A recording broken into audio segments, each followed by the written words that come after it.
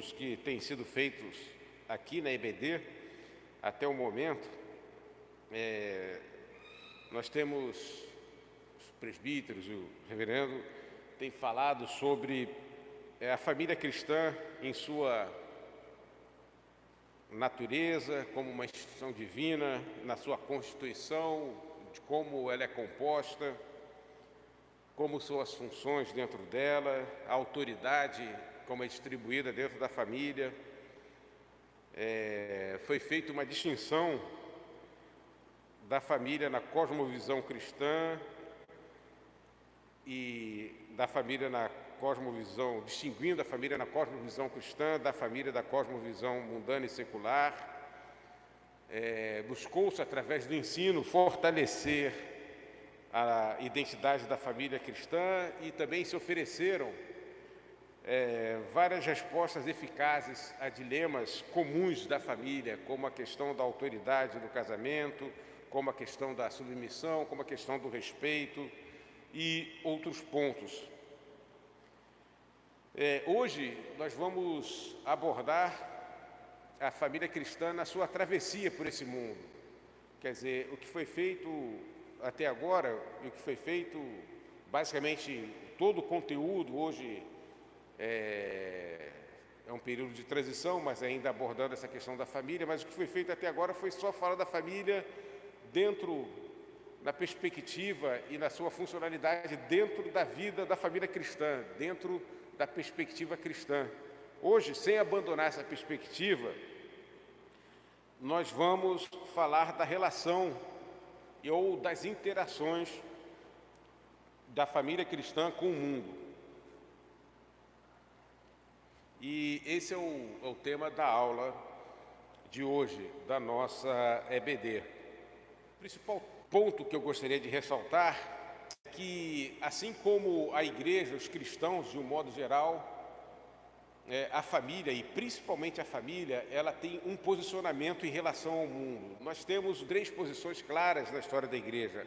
Uma posição monástica, de isolamento do mundo, uma posição secularizada, que é uma igreja conformada ao mundo, e uma outra visão, que é a visão mais bíblica, que é a igreja, ela está nesse mundo, mas não é deste mundo, ela não se isola desse mundo, mas ela atravessa esse mundo como se fosse uma peregrinação. A essa terceira visão dar-se-ia o nome de uma visão peregrina, ou uma perspectiva, uma mentalidade peregrina da igreja.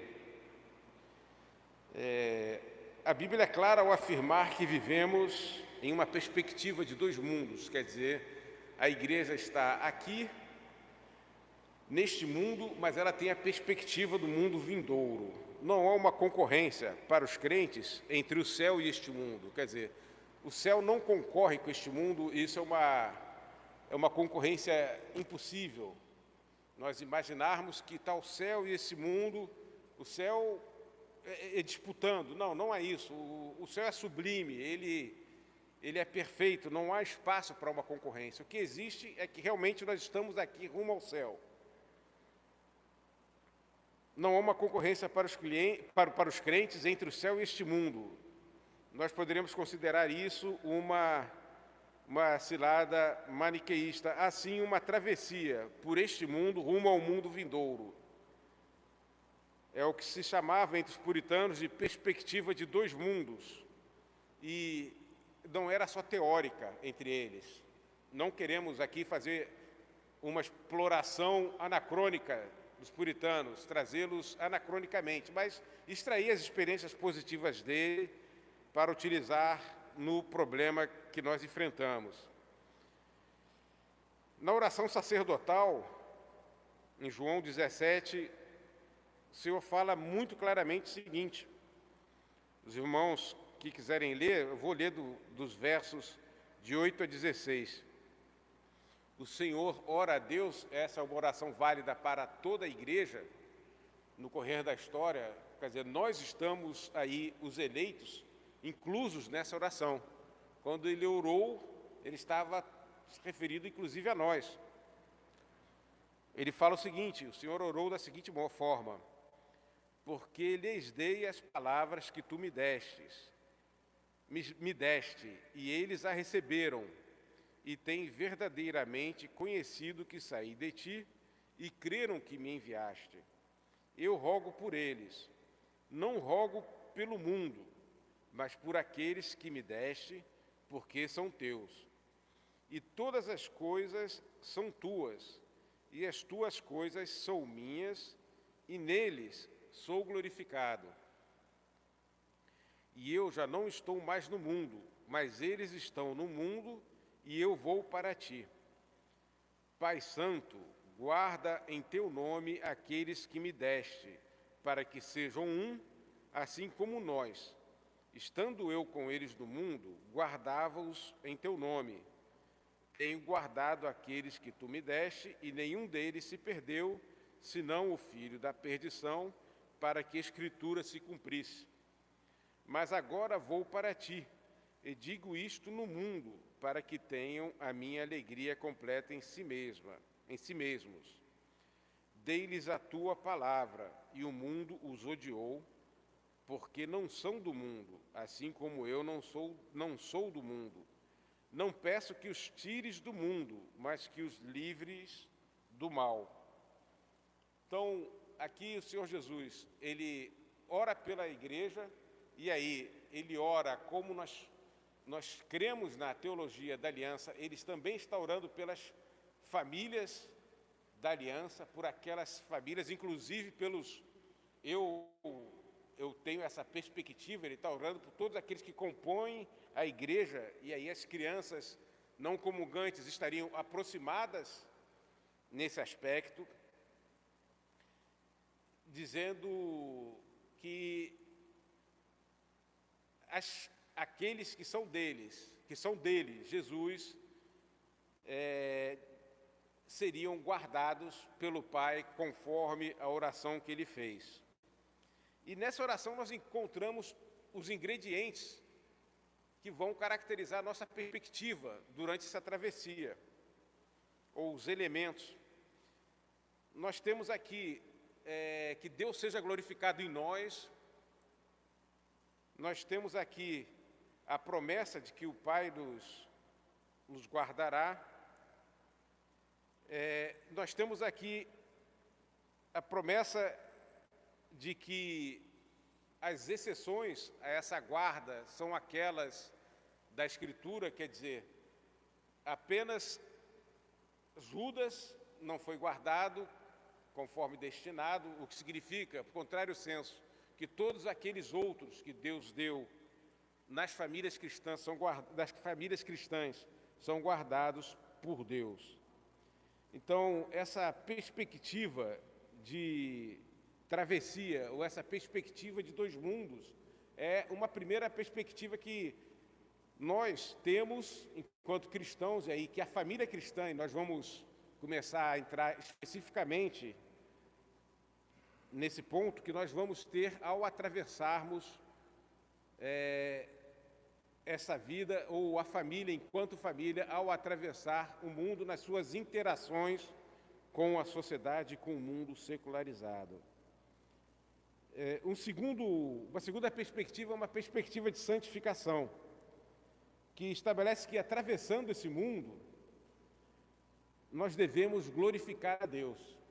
Nessa travessia, os nossos atos serão organizados e a nossa vida será planejada e organizada e executada na perspectiva de glorificar a Deus.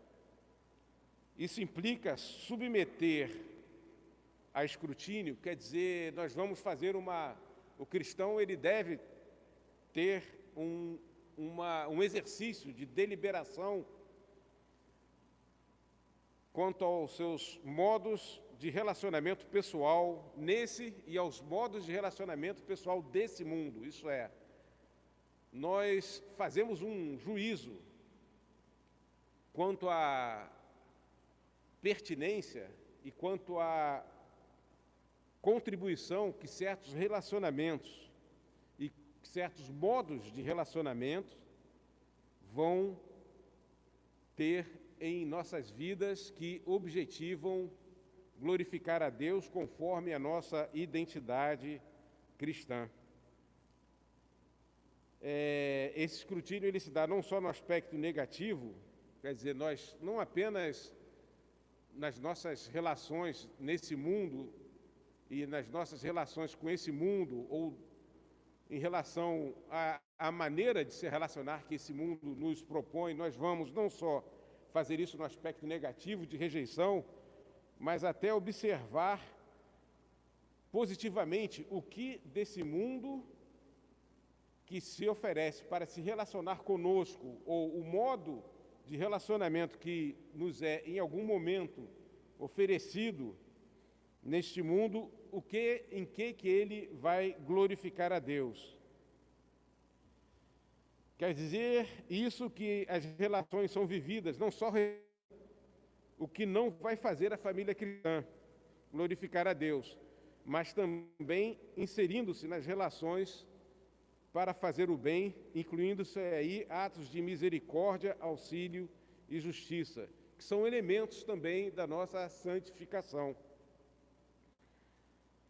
Quer dizer, certas relações que são colocadas no mundo, em algum momento, pode ser que, numa determinada deliberação, nós tenhamos a percepção que aquela é uma oportunidade que Deus está nos dando para que nós o glorifiquemos. Isso é casuístico. É claro que em nenhum momento isso vai ser contrário às orientações da palavra de Deus. Então, por exemplo, observemos Abraão ao salvar o seu sobrinho Ló em 2 ocasiões. Em uma delas, ele o salva do rei de Elão. E para salvá-lo, ele tem que libertar outros reis e recuperar bens tomado de reinos pagãos cananeus, reinos idólatras e reinos que tinham mais práticas abomináveis. Depois que ele recupera e devolve esses bens a quem de direito, o rei de Sodoma quer recompensá-lo, porque ele não só salvou os moradores de Sodoma, inclusive, imaginemos aí elementos da corte daquela cidade, como ele também, espera aí que aqui o Google está se intrometendo aqui na minha leitura, mas como ele também salvou pessoas importantes dali. Então o rei de Sodoma oferece a ele, olha, fica com meus bens como remuneração. E o que ele faz? Ele não, de maneira nenhuma ficarei com esses bens, porque eu fiz isso para glorificar a Deus. Foi Deus que me deu essa vitória. Eu não vou permitir que em algum momento você diga que eu fui enriquecido por você. Então, apareceu uma circunstância relacional de Abraão numa sociedade completamente devassa e longe dos padrões cristãos, e ele age para a glória de Deus. O que nos leva a refletir sobre esse evento prático de que nessa travessia, e ele é um exemplo, uma tipologia da travessia do cristão no mundo, que aparecem circunstâncias em que nós vamos ter que agir como cristãos, mas não nos isolar e agir com uma deliberação sábia, conforme o que Cristo nos ensinou. Após esse evento, ele encontra-se com Melquisedeque, e isso nos indica um outro elemento também, que é a outra perspectiva que nós temos que utilizar nessa nossa travessia, que é a perspectiva eclesial, que diz o seguinte: a família cristã não atravessa o mundo sozinha, mas como parte de uma igreja, junto com outras famílias que prestam culto a Deus. E não qualquer culto, mas o culto que Deus prescreve. Então não existe família cristã sem igreja. E não existe família cristã sem igreja bíblica ou sem igreja que preste um culto bíblico, na forma bíblica. Quer dizer, na nossa caminhada, como peregrinos na terra, não há coerência em nós vivermos tudo aquilo que nós aprendemos aqui como família, sem que a nossa família esteja integrada a uma igreja e a uma igreja bíblica. Daí a importância da família não só cultuar a Deus comunitariamente, mas fazê-lo corretamente. Quer dizer, a igreja não é só um compromisso. Na própria perspectiva de como membro da igreja, o chefe de uma família, um pai cristão, zelar para que seus filhos adorem a Deus corretamente, aí já há um ato caracterizador dessa peregrinação, porque os apelos aqui ao culto cristão se incorporem elementos secularizados ou elementos mundanos são grandes. Nós não precisamos nos deter em exemplos distantes. Eu creio que todos nós conhecemos igrejas que, não só na sua teologia, mas na sua adoração e principalmente nela, adotam práticas que acabam não sendo práticas que valorizem a identidade cristã, mas que acabam sendo práticas que buscam agradar ao público, ao mundo, né? E não agradar a Deus. Esse ponto é de especial importância, o ponto da família cultuar a Deus corretamente. Por que esse ponto é importante? Porque a identidade do povo de Deus expressa-se e se fortalece no seu culto a Deus. Essa identidade é mais genuína quanto mais puro for o culto. Aos acréscimos ao culto corresponderão também acréscimos à vida cristã prática, incluindo aí uma ortopraxia moral e ética. Não é à toa que as denominações que primeiro praticaram a adiáfora, quer dizer, que são as coisas indiferentes ao culto. O que são a diáfora? Foi utilizada principalmente pelos anglicanos, que mantiveram na adoração deles elementos da missa dos romanos. E espera aí, o Google aqui está possuído, está me interrompendo toda hora. E esses elementos mantidos no culto eram ali mantidos não por uma má intenção, por um espírito mundano daqueles que defendiam. Lutero, Melanchthon e Martin Bucer defendiam a diáfora, eles eram homens de Deus. Mas nós podemos fazer alguma correlação entre o fato de que as primeiras denominações que admitiram composições ou formações familiares ou práticas de sexualidade estranhas àquelas ensinadas pela ortodoxia bíblica eram denominações que em seu culto admitiam acréscimos. Nós podemos fazer essa correlação, não há aí uma relação de causa e efeito, de que toda a denominação que pratica a diáfora, esse elemento de culto, ao invés do princípio regulador, que é o elemento que nós utilizamos na igreja presbiteriana, não há nada que diga que vai ser uma relação de causa e efeito, mas que há alguma correlação, e isso daí há. A importância da família, não só cultuar a Deus comunitariamente, mas fazê-lo corretamente, está na Confissão de Fé de Westminster, é o capítulo 24 da Confissão de Fé de Westminster.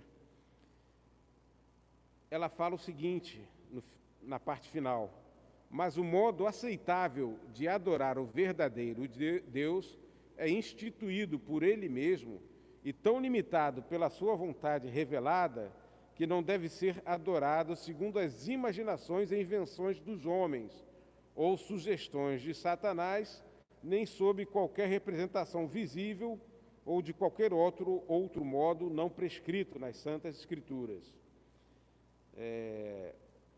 Essa perspectiva, então, eclesial, ela mantém a família segura, porque uma vez havendo a ideia de que podem haver acréscimos, em algum momento pode haver algum erro de que tais acréscimos sejam tomados como uma licença a princípios não bíblicos. Uma outra perspectiva, e aqui nós abordaremos já as duas últimas, é uma perspectiva combativa. Essa perspectiva combativa, talvez a mais incompreendida, ela refere-se à vida e aos desafios da família cristã frente ao mundo, à carne e ao diabo. Essa perspectiva é muito incompreendida, pois ela confunde-se muitas vezes, quer dizer, as pessoas a confundem. Foi aqui, eu redigi errado aqui. Pois as pessoas a confundem muitas vezes com uma mentalidade de bosteiro, ou com um posicionamento de guerra cultural, ou com um entrismo em instituições e poderes seculares. As pessoas, às vezes, acham que o combate cristão é tomar cargos públicos, ou que ela vai vencer a guerra cultural estabelecida. É claro que há uma interface e uma interação, mas o principal combate do peregrino não é esse. O principal combate que um pai de família ensina a seu filho não é o político, sociomoral ou cultural, ou da guerra de classes ou redistribuição de riquezas. O primeiro combate de um cristão, a sua guerra perpétua até a morte, eu creio que interessa a um pai, assim que seu filho tem entendimento do que é a vida, dizer para ele contra o que ele vai combater até a morte. O principal combate é aquele sobre o qual Paulo fala em Romanos 7, de 14 a 25. Que é aquele combate contra a carne. É aquele em que Paulo diz: porque segundo o homem interior tenho prazer na lei de Deus, mas vejo nos meus membros outra lei, que batalha contra a lei do meu entendimento e me prende debaixo do pecado. Assim como Deus falou para Caim, que cumpre dominar o pecado, um pai também tem que falar isso para o seu filho. Essa é uma luta eterna. E essa perspectiva de combate é principal, porque esse pecado que habita no ser humano, ele é aquilo que, usando a linguagem dos fuzileiros navais, é a cabeça de ponte ou a cabeça de praia, em que vão desembarcar as tropas do diabo ou em que vão desembarcar as ideias do mundo. Então, essa é a área rebelde e insubmissa ao rei. Essa é a área em que há uma revolução contra Deus e que todo pai tem que falar para o seu filho submeter a Jesus. Esse é o principal combate de uma família cristã. E, por fim, uma perspectiva metódica ou organizacional. Essa perspectiva, especificamente, ela é organizada, em termos doutrinários, pelos puritanos. Ele coloca o seguinte, eles colocam a seguinte afirmativa: a vida de um viajante peregrino é organizada sob esse propósito. E, em primeiro lugar, ela é organizada tendo essa ordem de prioridade: chegar ao céu fazendo o máximo de bem durante a travessia. Isso é o que vai acabar por organizar a vida da família cristã na sua interação com o mundo. Thomas Watson, na sua exposição do Catecismo de Westminster, ele escreve, quer dizer, ele coloca uma série de sinais para que as pessoas usem sua autoavaliação, sua meditação, quando fossem orar a Deus, pedindo a ação do Espírito Santo em si próprios. Ele coloca alguns elementos que as pessoas deviam ver se estavam realmente santificando, e ele extrai da Bíblia esses elementos. Ele coloca aqui um quinto sinal da santificação é uma vida bem organizada. Sempre que o coração é santificado, a vida também o é. E ele usa aquele verso de Pedro, 1 Pedro 1,15, sede santos em todo o vosso procedimento. E aí ele coloca procedimento num aspecto do dia a dia, de rotina, porque fala em todo o vosso procedimento. E isso significa ter uma vida organizada. Ele fala o seguinte, olha, quem está realmente num processo de santificação, ele vai ser, no seu procedimento com os outros, como ele afirma que é por dentro. Então, a santificação implica a organização e planejamento a partir de uma perspectiva devocional. Quer dizer, a vida prática é uma devoção a Deus, com uso sábio do tempo, consideração pelos bens e tempo dos outros e uso de métodos que impliquem melhor uso, tal qual um viajante peregrino dos recursos que possuímos. Essa perspectiva, irmãos, nessa época anticonvencional de prevalência das relações estabelecidas por experiência e por impulso, deve ser bem levada em conta. Na família, isso tem implicações na agenda diária, para a inclusão das devocionais em família, nas deliberações vocacionais, quando o membro da família vai tomar, ele ser instado a se organizar nessa perspectiva, nas escolhas das atividades de lazer e no exercício da misericórdia e na escolha dos relacionamentos.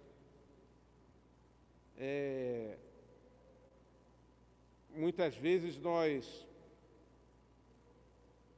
não nos sentimos encorajados ou nos sentimos um tanto quanto desorientados perante esse mundo com as novas